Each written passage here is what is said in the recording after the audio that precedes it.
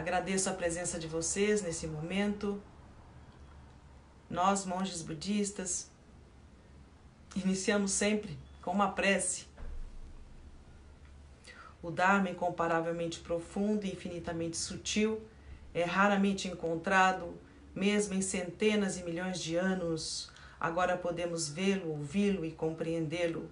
Que possamos completamente realizar o verdadeiro significado dos ensinamentos do Tathagata, realizar e acessar o verdadeiro ensinamento do Tathagata. Tathagata é Buda Shakyamuni, né? E o Dharma é a vida. A provocação desse vídeo, vamos todos lavar as mãos para começar com pureza uma nova vida. Coronavírus, Covid-19, está levando muitas pessoas, idosos. Os idosos da Europa que ensinaram tanto, os idosos de vários lugares do planeta,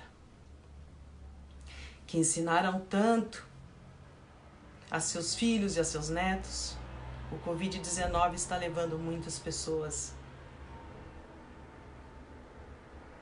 Está nos deixando numa situação de ameaça. E estamos aprendendo muito com isso. Covid-19 está nos ensinando. E uma das coisas mais importantes, que é o que eu quero trazer hoje aqui, é a palavra cooperação, compartilhamento. Precisamos nos recolher, sair das nossas rotinas automáticas, conviver com filhos, esposa, marido. A gente está tão disperso nas nossas funções fora de casa e agora tendo que conviver, reencontrar com quem eu me casei, reencontrar com os meus filhos, com as minhas crianças, ter que inventar brincadeiras, coisas que a gente tinha largado e delegado para terceiros realizarem. Terceiros já estavam fazendo isso para os nossos filhos. Nós delegamos. Os professores, as professoras, a escola. Né? No nosso trabalho, os nossos colegas se tornaram amigos, irmãos. E os nossos irmãos? Então, nós estamos num momento de recolhimento, de grande aprendizado. E nesse momento, eu me coloquei numa proposta que gostaria muito de estar compartilhando com vocês em 18 dias. Se vocês aguentarem minha companhia nesses 18 dias. Mas eu quero, antes de tudo, me apresentar, né? Como monja zen budista, as pessoas conhecem meu post, estou presente, sou aluna discípula, sempre aluna e sempre discípula de Monja Koen Roshi. Estou com Monja Koen Roshi já há uns 20 anos, desde que ela chegou do Japão, aprendendo muito, e entrei no Zen Budismo. Eu tenho 61 anos de idade e, além de monja zen budista, há 11 anos monja, mais 20 anos budista. Antes e ainda hoje sou funcionária pública, trabalho no governo do estado há 36 anos. Trabalhar no governo do estado para mim foi e ainda é uma grande escola. E eu não separo os ensinamentos de Shakyamuni Buda, pelos quais eu trouxe na minha vida. Nós todos aqui, na medida que eu estou falando com vocês, eu tenho certeza que todos vocês também poderiam estar se apresentando. Todos vocês que estão me ouvindo, vocês têm história, têm um caminho, têm sonhos, têm expectativas, têm uma formação. A minha formação é em pedagogia. Eu me formei em pedagogia, fui muito ativa na Igreja Católica. Aí entrei logo no Estado, antes da Constituição Brasileira. Trabalhei numa fundação que ajudou a elaboração da Constituição Brasileira. Mas eu aprendi uma coisa tão importante nessa minha área pública logo no começo. Eu fui a primeira mulher de uma equipe formada em 1983, na época do governo André Franco Montoro, né? Aí se formou um grupo. Era meu primeiro emprego, diante de tantos homens profissionais de várias empresas. Mas uma coisa, o secretário à época nos convidou, né?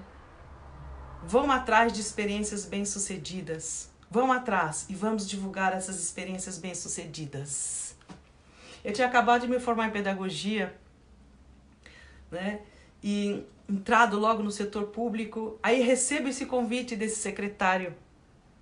Eu pronuncio o nome dele, Chopin Tavares de Lima, secretário do interior à época, do governo Montoro. Nós todos jovens, nós precisamos fazer alguma coisa, precisamos aumentar a participação no Estado, iniciativas na área da alimentação, vamos erradicar a fome. Nossa, era tudo que eu queria saindo da faculdade de pedagogia. E fui. Comecei a trabalhar no governo, viajar pelo interior de São Paulo, atrás de experiências bem-sucedidas. Essa foi a pedagogia do governo. Experiências bem-sucedidas. Experiências de sucesso realizadas por quem? Nosso trabalho era com as prefeituras municipais. Naquela época, 571 municípios. Hoje, 645 municípios do estado de São Paulo. E nós íamos atrás de experiências bem-sucedidas de superação da fome, campanhas de alimentação, melhoria da merenda escolar. Então eu fiquei nesse caldeirão de atrás de boas ideias. Essa foi a pedagogia mais importante para mim no meu aprendizado e até hoje eu trago essa experiência, né? De que forma a gente identifica experiências bem-sucedidas. Então, só que a gente tinha a seguinte dinâmica, né? Era para trabalharmos as políticas públicas locais das prefeituras. Então a gente identificava prefeitos que tinham uma cabeça de participação e que estavam desenvolvendo um excelente trabalho, e a gente fazia com que os prefeitos falassem para prefeitos. Então existia toda uma sinergia nas regiões de São Paulo. Prefeitos falando para prefeitos, compartilhando dificuldades, compartilhando alternativas. E a gente, na época do governo do estado, criando causas e condições para quanto mais eles se encontrassem, quanto mais eles pensassem um projeto coletivo, mais daria certo aquela ação de atenção da fome, por exemplo, né? Eu trabalhei bem antes da descentralização da saúde, depois houve a política da saúde que descentralizou, e hoje está todo esse sistema. Então, o que eu pude vivenciar é o motivo pelo qual eu estou nesse contato no Facebook com vocês, para convidar vocês, ao lavar as nossas mãos, tirar todo o vírus do comodismo, o vírus da não crença na gente, o vírus do imobilismo, o vírus do pessimismo, o vírus que separa o sagrado e o profano, o vírus que separa a religião da vida cotidiana. Tudo que aprendemos hoje é a nossa vida é plena como está. Então, com as mãos puras e limpas, sem apegos e aversões, sem pautar o mundo de certo e errado, política certa, política errada. Todos nós somos seres humanos querendo o quê? Bem-estar, segurança. Não é segurança armada, segurança de poder ser plenamente onde quer que a gente esteja, sem medo e sem ter vergonha. Eu era novata nesse grupo, mas eu tive uma formação idealista muito forte. Eu coloquei meu idealismo em primeiro lugar, e com todas as minhas dificuldades fui navegando e aprendendo com pessoas que estavam na mesma motivação. Muita gente que está me ouvindo aqui sabe do que eu estou falando. Nós éramos um grupo com muito idealismo. E depois veio a Constituição Brasileira, que bonito, diretas já, existia toda uma motivação de participação, de compartilhamento. Então, esse canal, esse espaço que eu estou abrindo aqui no Facebook conosco nesses 18 dias, é fazer algumas reflexões. De que forma nós, de fato, aprendemos a compartilhar, a colaborar e criar uma agenda nova na sociedade. Todos nós, cada um que está aqui me ouvindo, com o seu perfil, pode fazer alguma coisa. Por incrível que pareça, nós estamos isolados socialmente, mas nunca tivemos tão juntos. Eu estou iniciando um curso de Introdução ao Zen Budismo online com a turminha, que a gente estava presencial. Eu adoro o encontro presencial, me sinto super à vontade. E agora nós estamos começando a fazer online. Mas eu sinto que eu estou tão mais próxima de cada um. Quando eu vejo os olhinhos deles na tela do computador, na videoconferência, nossa. Quando eles estão em grupo, a gente não chega a olhar os olhos, mas assim parece que a gente enxerga mais. Então, eu convido a vocês a estarem comigo nesse período até dia 22 de abril. Então, hoje é mais uma introdução. Basicamente, imaginem o que eu estou falando aqui, eu também queria estar ouvindo a fala de vocês, porque nós queremos a mesma coisa. Nós queremos uma cultura de não violência, nós queremos uma cultura de paz, nós queremos uma cultura de inclusão, nós queremos parar de brigar, aprender a conviver com o diferente. O diferente é uma perspectiva nossa. Eu posso dizer para vocês, né? Eu tive um outro professor, e eu vou esnobar aqui esse professor. Eu fui aluna especial um momento na PUC, na década de 80, e pude estar com Paulo Freire. E eu nunca esqueço o Paulo Freire, com a mãozinha assim na barbinha dele, pensando, né? Quais são as palavras geradoras que promovem verdadeiros encontros? Como é que ele sensibilizou e alfabetizou adultos? Não foi falando de palavras estrangeiras. Foi falando de palavras do seu cotidiano. Tijolo. Todo mundo conhece um pouco isso. E daí transcende para reflexões profundas. Trazer para a realidade. E qual é a nossa realidade hoje, aqui e agora? O que estamos vivenciando. Então, nesses dias, é lógico que eu trouxe para vocês um cardápio. E esse cardápio eu apenas vou apresentar. Cada dia eu vou abordar um tema. Mas eu vou abordar no sentido de a gente pensar possibilidades de ação, de reflexão, né? E o cardápio que eu estou trazendo é a Agenda 2030 para o Desenvolvimento Sustentável. Quantas agendas existem, né? A ONU lançou tantas. Lembra da Agenda 21? Completa 20 anos já. Uma pauta para a questão ambiental, uma pauta para a questão social. E o que foi feito? Vocês sabem? Se a gente seguisse o raciocínio, vamos mostrar, revelar o que está sendo feito, uma rede de experiências sucedidas, bem-sucedidas, uma rede que apresente as dificuldades e como superar. Sabe quem que supera as dificuldades? Nós. Nós mesmos. Se nós tivéssemos tempo de nos reunir diante de um problema e falar como você resolveria, todos nós temos as respostas. Tem respostas que são de curto prazo e que a gente pode fazer. Tem respostas que a gente não pode fazer, mas a gente sabe quem possa fazer. E a gente vai atrás. Não é porque tem coisas que a gente de imediato não consegue fazer. A gente identifica e vai atuar para como fazer. Vai atrás de pessoas que possam realizar. E a gente cria uma rede dinâmica, uma rede viva. Como monja budista, tem 3 princípios fundamentais no budismo e para mim são essenciais para compreender uma ação na sociedade. Primeiro princípio que Shakyamuni Buda falava, né? Tudo está em constante transformação. Nada é fixo. Então a gente sofre porque a gente quer tornar a realidade fixa. Você vê que virada que deu a nossa vida social e o que a gente está fazendo em relação a isso. Todas as nossas estabilidades, aquilo que a gente acreditava estar estável, foi mexido. Foi bagunçado. Estamos sofrendo porque a gente ainda quer segurar essa estabilidade, mas deu uma virada. Até a questão econômica. Vamos ter uma crise econômica? Sim. Mas eu acredito que um novo modelo econômico está nascendo dessa crise. Então, tudo está em constante transformação, né? Que a gente chama de impermanência. E tudo na vida da gente, né?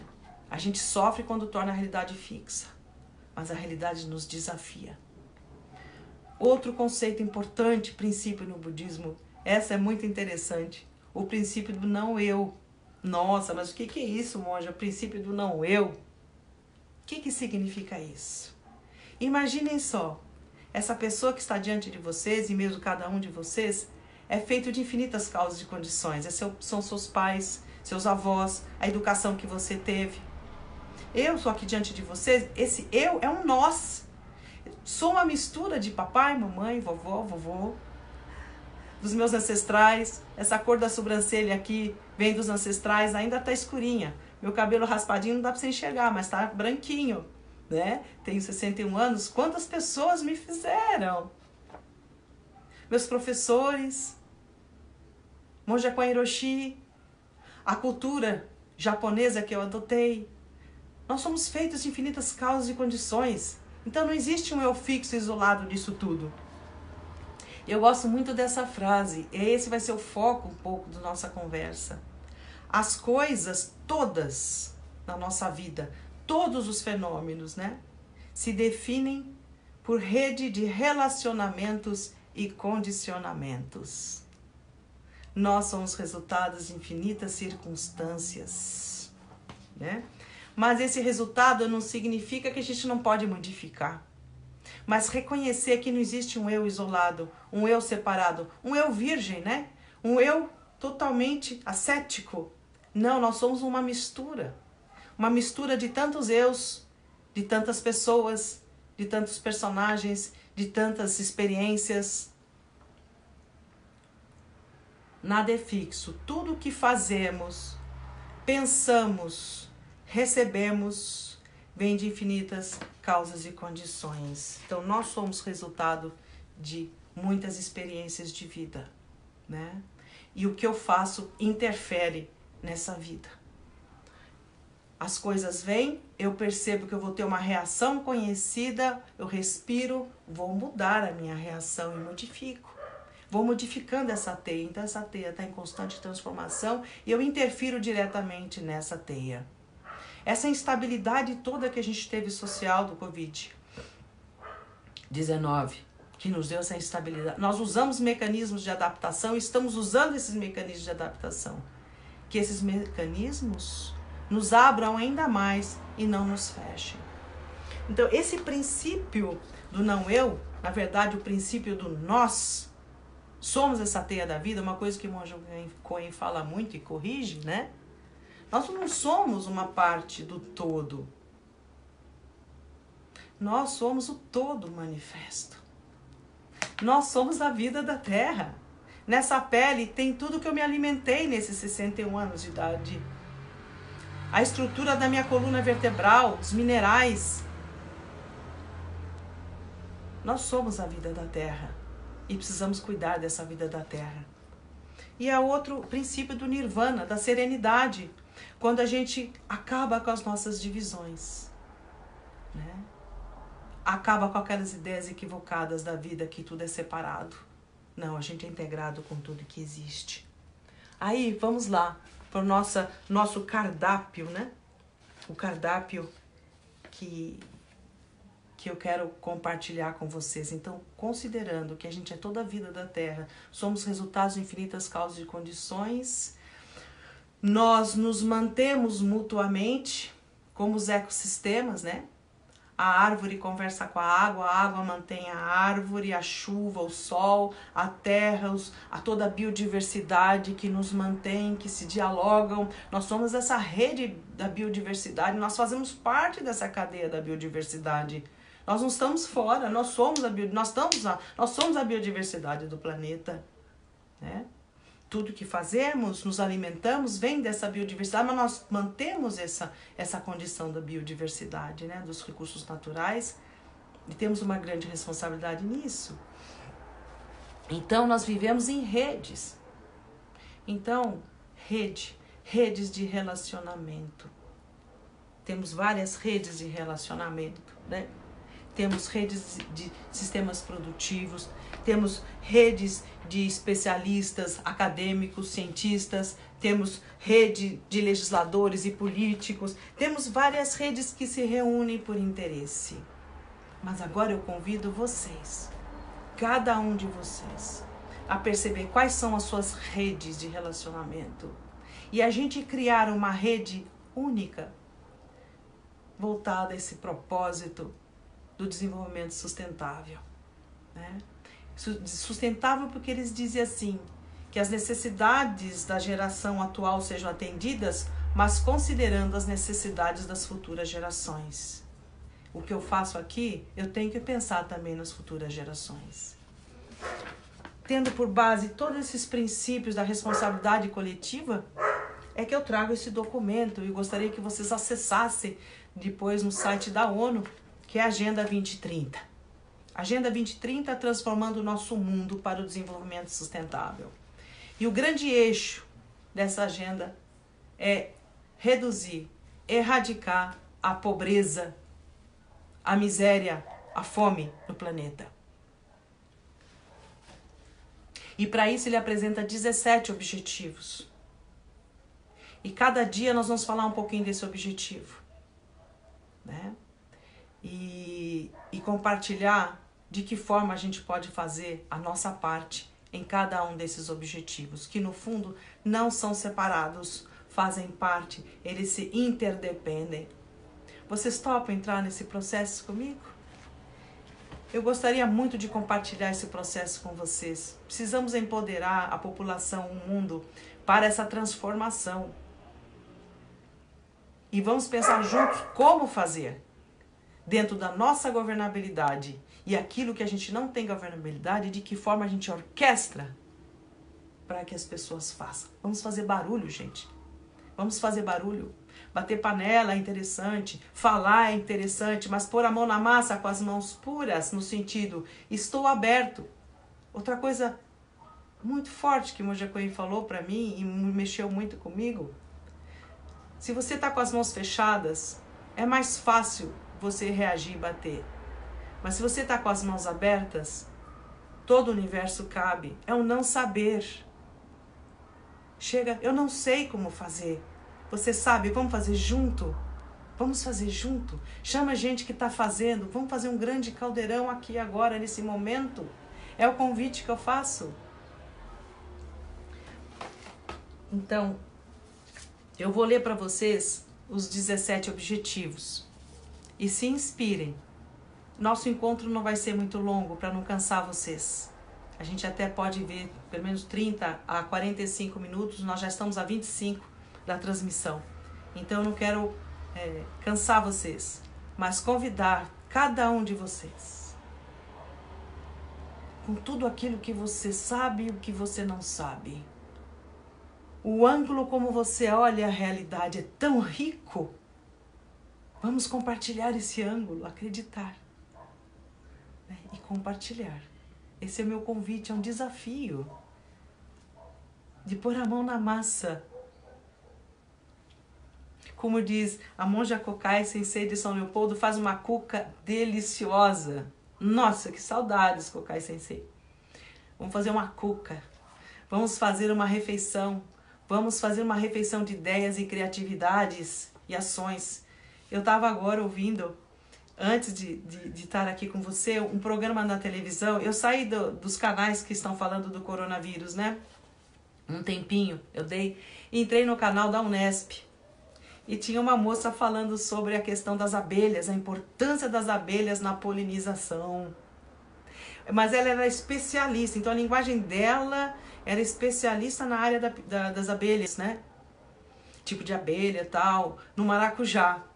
A importância, o tipo de abelha que prejudica, o tipo de abelha, os tamanhos de abelha. Ela tinha um conhecimento tão especializado e ela chegava a visitar os produtores no interior das cidades do Brasil e tinha um produtor querendo matar as mamangavas, se não me engano, porque ele achava que era um besourão. Eu falei, não, mas ela está polinizando a sua plantação. Aí ele, nossa, muitas coisas, gente. A academia também tem projetos de pesquisa que contribuem, são os projetos de extensão. O conhecimento da academia chega no pequeno produtor ou no produtor, mas tem conhecimentos da academia que vão para prateleiras. Existem muitos pesquisadores que vão no Vale do Ribeira, em São Paulo, fazem trabalhos incríveis, né? Nós temos quilombolas ainda no Vale do Ribeira, comunidades de negros históricas. Quantas pesquisas foram feitas? E cadê as políticas públicas? Como é que a gente dá visibilidade a essas iniciativas? Aí entram políticas muito fortes e sufocam. Então é o momento da gente abrir as gavetas, abrir os livros, fazer essa academia falar, que também tem dificuldade de falar numa linguagem popular. Abrir tudo. Tá tudo aí, gente. Tá tudo pronto. Sabemos o caminho. Mas temos que agora compartilhar esses caminhos e saber compartilhar. Quantas reuniões eu estive de conselhos das políticas públicas? Cada um chega com a sua pastinha. Aí tem um problema, se fecha nos seus pressupostos. Gente, a gente tem que criar, é isso que é minha proposta, até o 18º encontro, apresentar algumas sugestões de como é que a gente faz agendas compartilhadas. Local, regional. No âmbito que a gente tiver, vamos aprender a dialogar, vamos aprender a construir juntos. E nós sabemos fazer. Assim como a gente se reúne para discutir uma receita, não é? Vamos discutir receitas de inclusão social, de felicidade, de bem-estar. Não vamos desperdiçar a nossa vida, né? Podemos fazer. Lave as mãos do pessimismo, do negativismo, da sensação de incapacidade. Coloque, externalize aquilo que você sempre desejou. Assim você ativa a sua criatividade, sua inteligência. Eu tive um outro professor, uma professora baiana incrível na faculdade que me apresentou Piaget, e Piaget fala assim, né? O conhecimento só acontece diante de situações de conflito. Quanto mais o conflito, mais você se coloca a pensar. E se você tem valores de compartilhamento, de bem-estar, não fazer o mal, fazer o bem a todos os seres, não só aos seres humanos, mas compartilhamos a vida da terra com os animais, temos a fauna, a flora. Nós levamos muitas bordoadas, né, nesse ano de 2019, né? Incêndio, Amazônia, Austrália, quantos animais morreram? Quanta biodiversidade foi comprometida? Não é verdade? Agora o Covid, o que está acontecendo? Gente, vamos trabalhar, lavar as mãos, sim. Lavar as mãos, tirar toda a negatividade e acionar a inteligência que todos nós temos. E vamos ser felizes por isso. Né? Então, os 17 objetivos, percebam como eles estão integrados. O primeiro, erradicação da pobreza em todos os seus níveis. Fome zero e agricultura sustentável. 3, saúde e bem-estar. 4, educação de qualidade. 5º objetivo, igualdade de gênero. Somos diferentes.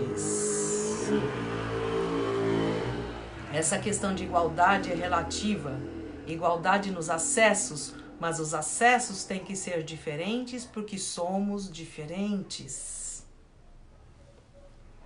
Água potável e saneamento. Vocês estão vendo o que está acontecendo com essa crise, né? No Rio de Janeiro, a dificuldade da água, em outros lugares. E a África? Ninguém está falando. Como é que a Covid está lá na África? Como é que eu posso pôr minha cabeça no travesseiro se nós intersomos com tudo que existe, parte nossa não tem água e está morrendo? Essa consciência planetária que somos a vida da Terra, se a gente pensar bem, eu não quero que a gente fique deprimido, mas que isso nos estimule a ajudar os nossos semelhantes com a nossa inteligência, motivação, direta ou indiretamente. 7, energia limpa e acessível. 8, trabalho decente e crescimento econômico. Mas um crescimento econômico que leve todos a esse crescimento econômico.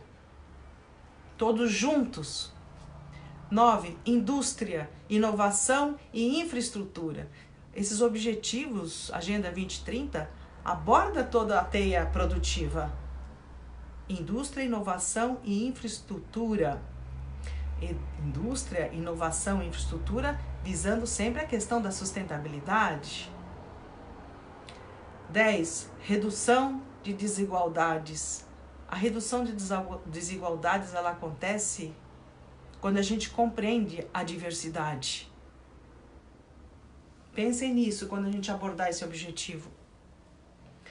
11, cidades e comunidades sustentáveis. O que significa isso? As agrovilas, por exemplo? Como é que eu faço São Paulo sustentável? Como é que eu faço um município pequeno sustentável, um município médio, um município... O que é cidades e comunidades sustentáveis? Esses objetivos todos têm textos de apoio. Por isso eu acho bom, se vocês quiserem entrar, eu vou dar a indicação. Consumo e produção responsáveis. Objetivo 12º.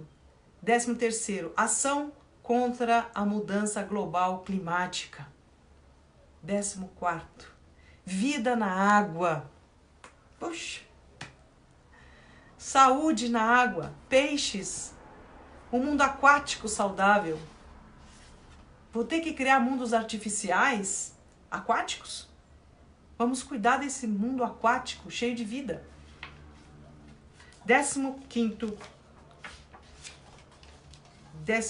objetivo, pega um pouquinho só que a cartelinha aqui escapou. Esse é o livro que eu vou pôr no Facebook esse link. Na verdade, isso aqui eu organizei esse material, tá? Para eu ler e estudar. E aí a gente vai disponibilizar nesses 18 dias. Esse é o primeiro de introdução.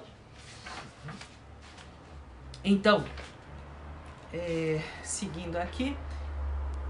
Água saudável, vida na água, vida terrestre.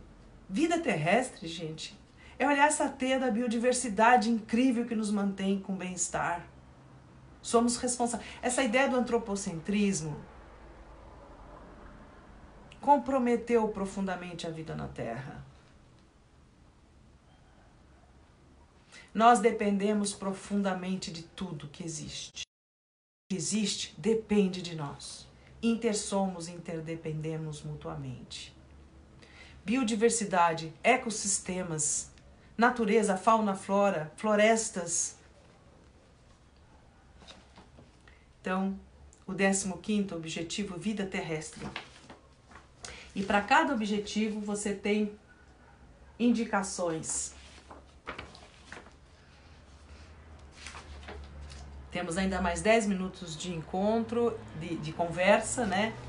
E eu acho que 45 minutos tá bom assim, né, gente? Então vamos lá. 16º, paz, justiça e instituições eficazes. Instituições eficazes. Minha área pública o tempo todo foi trabalhar com prefeituras municipais. Como é que eu torno a gestão do prefeito, a gestão pública municipal eficaz e eficiente? E em contentamento.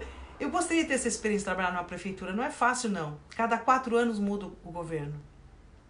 E aí tem agendas que começam, que caem, começam, que caem. E a gente tenta trabalhar os conselhos das políticas públicas, de que forma a gente mantém sempre a população continua, né? De que forma a população passa a saber escolher o seu representante. Escolhe e sai fora. Escolhe o prefeito, sai fora, nunca mais participa de nada.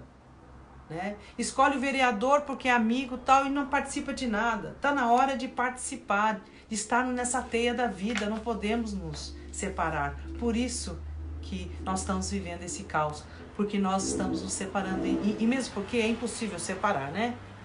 Se eu me separo, efeitos drásticos acontecem, porque nós somos a teia da vida. Imagina um ponto da teia saindo, não sai, ela estica outros. É o princípio da rede. 17º, fortalecer os meios, parcerias e meios de implementação. Tudo isso que eu estou falando, tematicamente falando, agora ele vai para a parte de gestão. Estabelecer parcerias e como implementar. E aqui ele menciona as formas. Então, esse é o último, 17º é o último objetivo. O último fala parcerias e meios de implementação. O antepenúltimo, paz, justiça e instituições eficazes. Vida terrestre, vida na água. Os últimos objetivos, se a gente inverter em situações eficazes, trabalho em rede, saúde na água, saúde na terra, até a gente chegar à pobreza, a pobreza não acontece mais. Podemos inverter esses objetivos. Na verdade, eles estão colocados pedagogicamente dessa forma linear, mas eles se misturando apresentam para nós um cardápio de possibilidades. Mas para não ficar extremamente longe da nossa realidade, de que forma nós vamos poder olhar esses objetivos no nosso cotidiano, nossos dia a dia, né? E aí, como Shakyamuni Buda diz, intersomos com tudo que existe. E sabe por quê? Eu escolhi o budismo, né? Eu me identifiquei, porque ele traz uma questão que é a meditação, o zazen. Imaginem aquele lago todo tumultuado, a terra sobe, você entra nesse lago cheio de, né, tumulto assim, água misturada com lodo, né, com fundo, e você não enxerga seus pés. A meditação ela tem a capacidade de você entrar nesse lago, perceber essa poeira toda, reconhecer essa poeira e não negar, acolher essa poeira que é a nossa vida dinâmica. Mas aí você tem uns meios expedientes de respiração, postura. Observa, né? Nós vamos fazer uma meditação, um período no próximo encontro, de inspirar e expirar. Ah, mas e as agitações da mente? Que legal! Observa essas agitações, não é para parar de pensar. Houve traduções equivocadas de meditação, de zazen. O zen é presença. Observa como está sua mente. Nossa, minha mente está a 1000. Sim, respira esse 1000, né? Respira, mas presta atenção na coluna, no corpo. Quando você vai trazendo foco para o seu corpo, para a sua respiração, essas coisas vão perdendo força. Aí escapa de novo. Ai, que divertido. Escapou. Epa, lelê. Aí volta para a postura. Escapou. Opa, escapou. Distraí de novo. Não tem problema.